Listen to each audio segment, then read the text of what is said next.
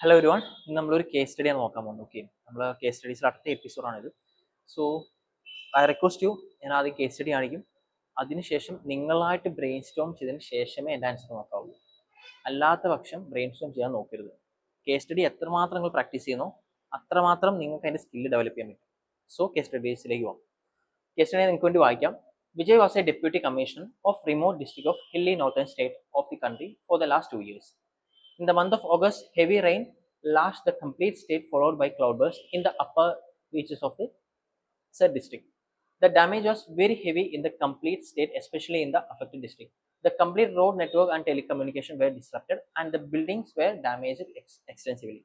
People's houses has been disturbed, and they were forced to stay in open. More than 200 people have been killed, and about 500 were badly injured. The civic administration under the Vijay got activated and started conducting the rescue and relief operation. Temporary shelter camps and hospitals were established to provide shelter and medical facilities to homeless and injured people. Helicopter service were present for evacuating sick and old people from the remote areas. Vijay got a message from his hometown in Kerala that his mother was seriously sick. After 2 days, Vijay received the unfortunate message that his mother has expired. Vijay has no close relative except one elder sister who was US citizen and staying there for last 7 years. In the meantime, the situation in the affected district deteriorated further due to the resumption of heavy rain after a gap of 5 days. At the same time, continuous messages were coming on his mobile from his hometown to reach at earliest for performing last rites of his mother.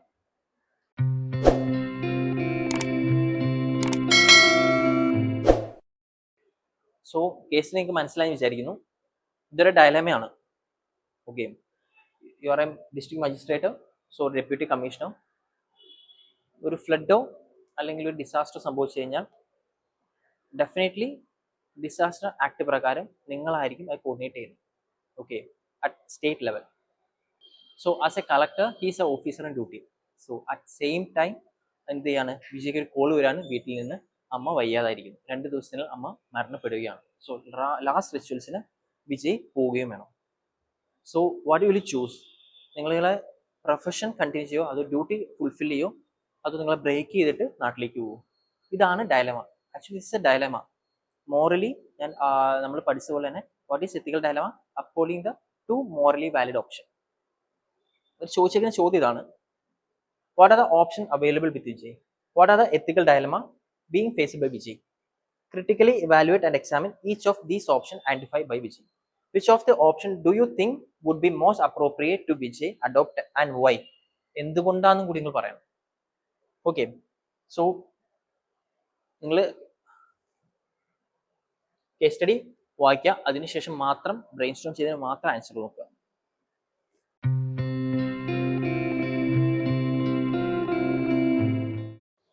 So നമുക്ക് ആൻസറിലേക്ക് കിടക്കാം. ഒന്നാമത്തെ കാര്യം നമ്മൾ discuss ചെയ്യുന്നത്, as we said, ethical dilemma faced by Vijay. എന്തൊക്കെ ethical ഡയലമയാണ്? First ethical dilemma, duty to public versus duty to family. എങ്ങനെ? Vijay must choose between continuing relief operation that can save many lifes, ഇതൊരു ഡയലമയാണ്, or performing the last rites of his mother, which is deeply personal and cultural duty which is justified. അതൊരു ethical ഡയലമയാണ്. രണ്ടാമത്തെ, professional responsibility versus emotional vulnerability. Of course രണ്ടും morally valid ഓപ്ഷനാണ്. Public interest versus personal moral obligation. How his presence in the district can be reduce chaos, maintain moral and ensure effective governance. Yet society also expect him to fulfil his moral role of as a son. രണ്ട് ഡ്യൂട്ടിയാണ് അത് പറയുന്നത്. So this is also dilemma. What is next? Leadership continuity versus delegation risk. What if his delegate the authority? അതൊരു risk ഉണ്ട്.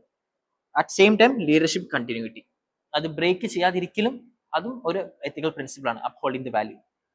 Last ethical dilemma, institutional ethics versus individual ethics. How as a civil servant institutional ethics demand prioritising the public service. See, prioritizing the public service and common good. Individual ethics emphasize filial piety, cultural norms, and psychological closure. So, ഇതാണ് ethical dilemma in this case. So, ഈ case discuss ചെയ്യാം, brain Storm ചെയ്യാം, നിങ്ങൾ ഉത്തരം എഴുതുക. എന്താണ് നിങ്ങൾക്ക് തോന്നിയ ഡയലമ അത് എഴുതുക. അതിനുശേഷം മാത്രം ഈ ഉത്തരം നോക്കുക. സോ മിനിമം 4 to 5 ഡയലമ ഇതിൽ ഉണ്ട്. ഓക്കെ, അതിന്റെ അടിസ്ഥാനത്തിലാണ് നമ്മൾ ഇത്രയും ഡയലമാസ് ഇവിടെ ലിസ്റ്റ് ചെയ്തിട്ടുള്ളത്. Again I'm saying duty related ഉള്ള dilemma, 2 responsibility related dilemma, next interest, ആരുടെ പബ്ലിക് ഇൻട്രസ്റ്റ് ആണോ പേഴ്സണൽ ഇൻട്രസ്റ്റ് ഒബ്ലിഗേറ്റ് ചെയ്യണോ, next leadership quality. Okay, leadership അതൊരു എത്തിക്കൽ പ്രിൻസിപ്പിൾ ആണ്. ഓക്കെ, അത് ബ്രേക്ക് ചെയ്യണോ ഡെലിഗേറ്റ് ചെയ്യണോ. Next institutional ethics with individual ethics. So next നമ്മൾ പറഞ്ഞു എന്തൊക്കെ ഓപ്ഷൻസ് ആണ് വിജയ് മുമ്പിലുള്ളത്. എന്തൊക്കെ ഓപ്ഷൻസ് ഉണ്ടാവും? ഒന്നാമത്തെ option to stay back and not go at all. എന്ത് ചെയ്യാണ്? ലീഡർഷിപ്പ് എൻഷുർ ചെയ്യാണ്, അതുവഴി എന്ത് ചെയ്യുന്നു? Not go at all. Next എന്താണ്? Stabilise the situation and delegate the authority then leave. Request state government to send a senior replacement and then leave. ഈ 3 option പറഞ്ഞാൽ പോരാ, ഈ 3 ഓപ്ഷൻ ക്രിട്ടിക്കലി നിങ്ങൾ ഇവാലുവേറ്റ് ചെയ്യണം. നിങ്ങൾ ഇത് അനലൈസ് ചെയ്ത് ലിമിറ്റഡ് വേർഡ്സിൽ നിങ്ങൾ ഇത് എഴുതണം. ഓക്കെ, ഇതിന് ശേഷമാണ് ഏത് ഓപ്ഷനാണ് നിങ്ങൾ എടുത്തത് എന്തുകൊണ്ട് എന്ന് എഴുതേണ്ടത്. ഫസ്റ്റ് ഓപ്ഷൻ നിങ്ങൾ ഓപ്ഷൻസ് എഴുതുക, അത് അനലൈസ് ചെയ്ത് എഴുതുക. Let analyse that. First option stay back and not go at all. എന്താണ് ഇതിന്റെ process? Maximum public interest, save more lives, show dedication, integrity and commitment to service. What there is a cons. Severe emotional strain it will happen. Guilt and social criticism for not performing the last rites may affect the long-term mental health and further performance. It will affect the further future performance. So ethically നമ്മൾ പറയുകയാണെങ്കിൽ strong on duty ethics but insensitive to legitimate personal obligation. Legitimate ആയിട്ടുള്ള personal obligation. Okay, അത് fulfil ചെയ്യാൻ പറ്റിയിട്ടില്ല നമുക്ക്.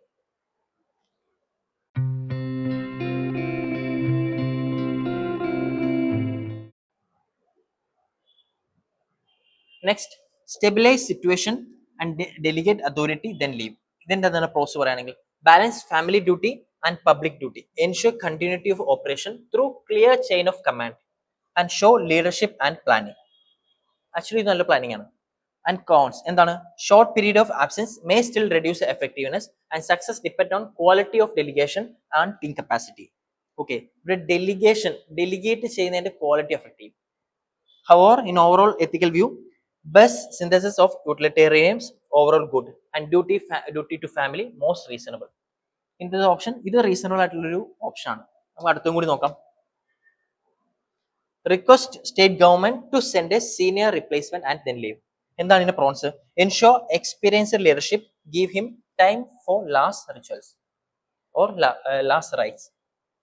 എന്താണ് cons? Replacement may take time.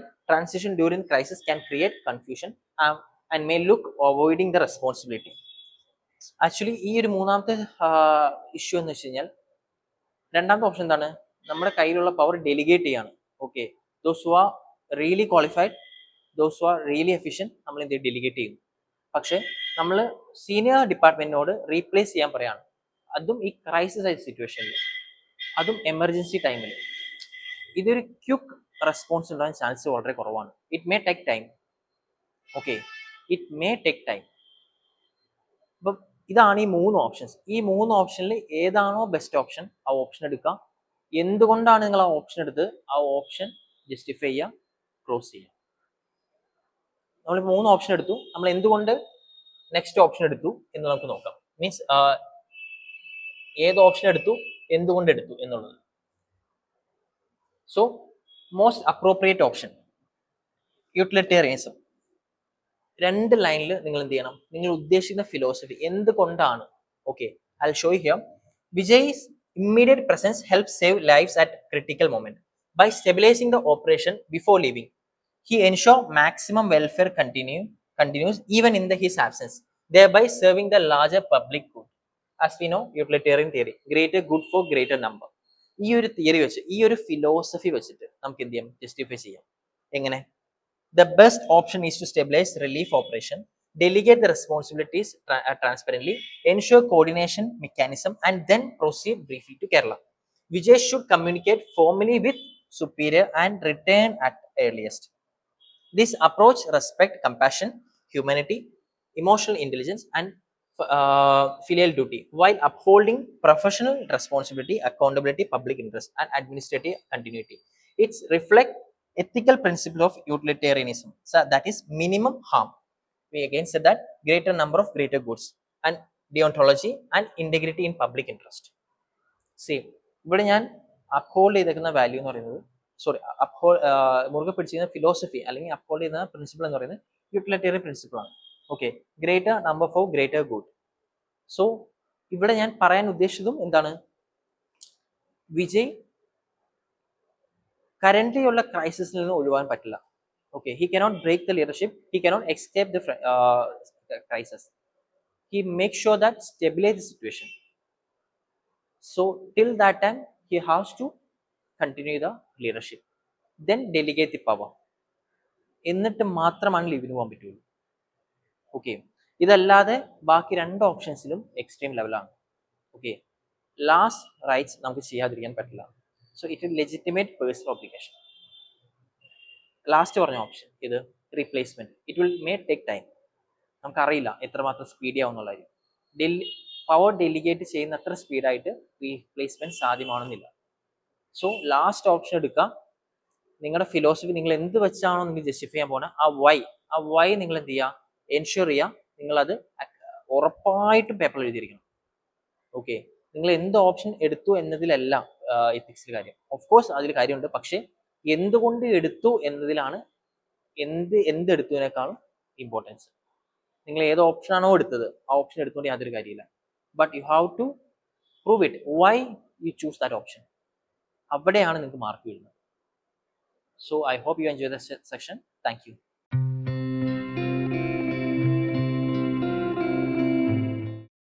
Gallant IAS, chasing your passion to ace.